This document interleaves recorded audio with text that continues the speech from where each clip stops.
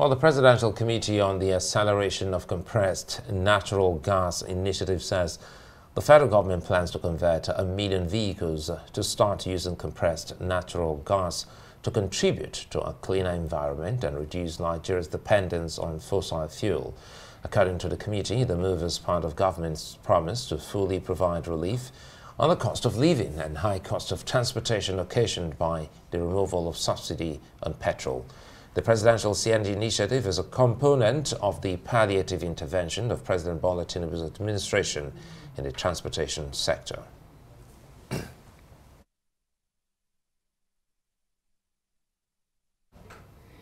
Right, let's bring in Program Director and Chief Executive, a Presidential CNG Initiative, Engineer Michael Oluwagbemi. Thank you very much for joining us on Newsnight. Thanks. So the target is to roll out CNG before May 29 to mark President Tinubu's 1 year at the helm of affairs. Tell us the plans for this rollout. Absolutely. Thanks for having me once again, and good evening to your viewers. As it were, if you recall, the President on October 1st actually empaneled the Presidential CNG initiative with the intent of course, helping to accelerate the adoption of compressed natural gas for mobility in Nigeria. At the outset, there were clearly foundational issues that needed to be addressed. And one of, I would say there were 3 critical things. How do you incentivize adoption? How do you provide finance to bridge the obvious infrastructure gap? And how do you ensure that you put in place some kind of regulatory framework for the industry? The absence of a regulatory framework, of course, also means that investors do not invest. So what we did right out of the bat was to begin to work on ensuring we put in place that framework for regulating the what we call the natural gas vehicle sector.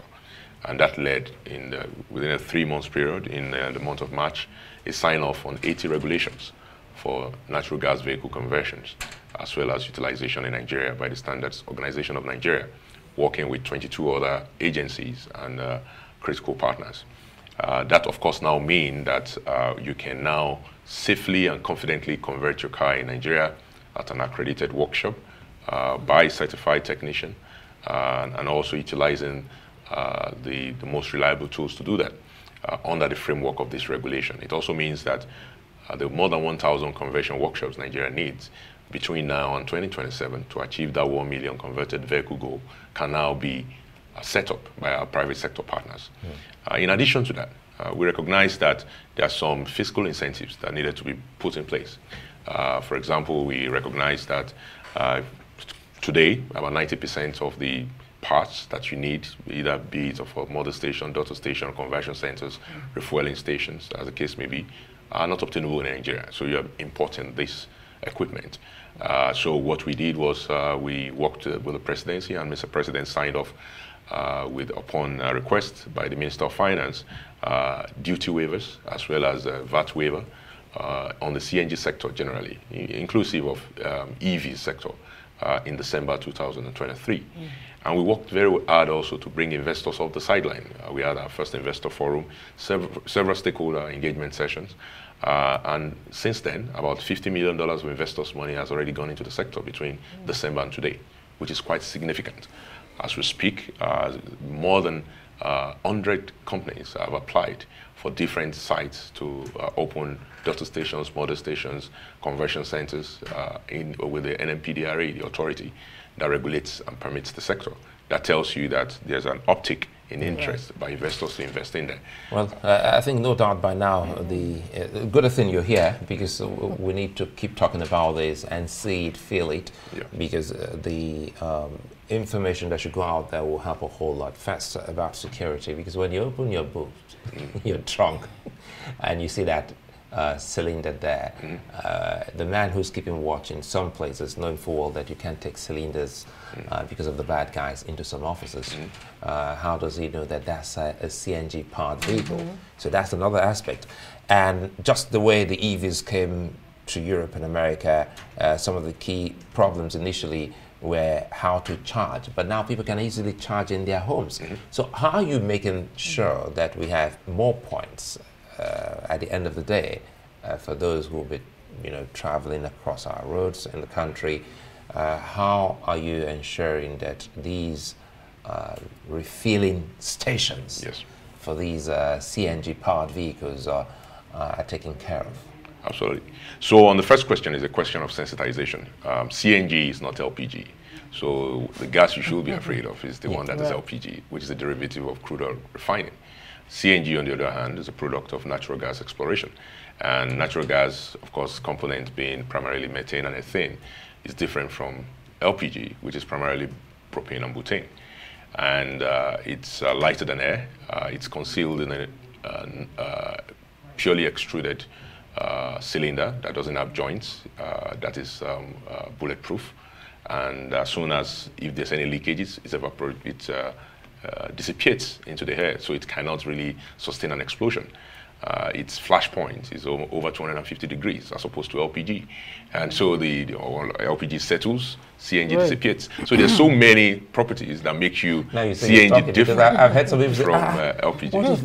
What if happen now? What if my car just explodes? No, it's different. So you have to do a lot of talking. Yes, you are more at risk of explosion in a PMS vehicle, which we all know happens. I mean, the most, if you look at most PMS vehicles, that's petrol vehicle, when it gets into accident, they do explode. That's because it's liquid, its flash point is low. As soon as the explosion happens, the tank is not bulletproof, unlike a CNG cylinder that is bulletproof, that will just roll out and the gas dissipates. You are more likely to get into an explosion with a PMS vehicle than you will ever get in a CNG vehicle.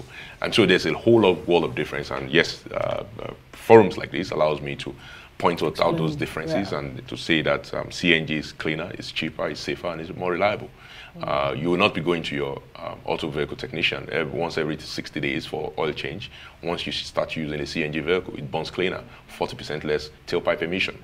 And so those are the critical advantages of moving the nation from an expensive, dirtier fuel, which is PMS, to a cheaper, more safer, more reliable fuel, which is CNG. And we have natural gas in abundance as a country.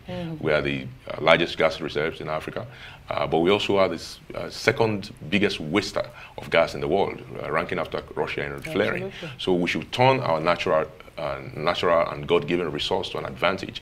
Japan imports our natural gas and use our natural gas to fuel their industry and also use it to fuel their commercial vehicles, and then turn around to sell us Nissan vehicles that's powered on petrol and Toyota and Mazda and all of that stuff. So why are we selling our gas from NLNG to Japan, and Japan turns around to sell us petrol vehicles to burn our own national resources? It's a good thing you point out that for the economy as a whole, Nigeria stands to benefit hugely. I'd like you to talk more on that. And then the issue of AT regulations, that seems to be a bit unwieldy. I mean, how do you simplify the regulations in a way that, Nigerians can easily understand? Yes, so these, they are not necessarily regulations, they are standards. So in the world of practice of engineering, you start with the standards, then you now create the operational guidelines, and then the regulatory bodies now come up with the regulations for the processes. Those standards are international standards that guide either the manufacture of cylinders, the conversion of vehicles. There's so many standards. Some of them are American-based, European-based, and of course Middle Eastern-based, and then Indian-based, there's Chinese-based. And because we'll be sourcing these resources across the world, we need those standardized. You don't want to get to your pump in Ijebu-Ode, and when you get to Gusau, you're using a different standard. So therefore, you cannot refuel the vehicle that you bought in Lagos, in Abuja. You don't want that. You want a uniform standard across the industry. So the Standards Organization of Nigeria has the prerequisite mandate to standardize issues around technology, any critical technology in Nigeria. These standards had been on the book for 6-7 years, and we had not produced one. So we moved with them, working under the emergence powers that was granted a committee, and worked very closely with the Standards Organization of Nigeria to achieve these 80 standards that is now robust enough to allow us to kick off the industry. Gives investors confidence, there's clarity. For example, Nigeria is using the kind of standard we're using for our nozzle, the kind of standard we're using for our metering, the kind of of standard. So at least you know what you can bring into Nigeria or what you can manufacture in Nigeria. And that's the great thing about what it is. So it's not unwieldy, rather it's actually the basis and foundation for any modern industry. Any modern engineering and technical industry require explicit standards because they are competing standards across the world. It's not necessary that one standard is better than the other. Maybe sometimes they are better for a particular location, but in the case of Nigeria, we needed to localize those standards as well, and also to quickly before you go, Rich, we can do this in about 10 seconds. Speaking of which, are there CNG powered vehicles in the fleet of some of the government agencies and parastatals at the moment? Yes, there is. We actually, the first act we did the first week after we got empaneled as a committee was we donated 2 buses to the State House employees, which they use to currently ferry themselves back and forth from work. That was, I would say, is the pilot before the pilot, right? We're hoping that we're going to have vehicles in the country in the next 2 to 3 weeks being assembled by our local manufacturers, because we also think that this is an opportunity for Nigeria to also improve and enhance our manufacturing capacity. We should not go from a country importing diesel and petrol to a country now importing CNG parts. We hope very soon that we're going to turn around the story, and CNG kits will be manufactured in Nigeria. CNG vehicles are already going to be assembled in Nigeria under this program. CNG tricycles are going to be assembled under this program in Nigeria, and we can summon our industrial capacities. Our industrial capacity. I believe ultimately that this is about the confidence of the nation, and if we're a country that produces gas, or a country that should also produce the parts that's necessary to process and utilize our own gas in order to enhance our. Okay, it's a fine place to leave it. I see 2 vehicles coming your way. Right?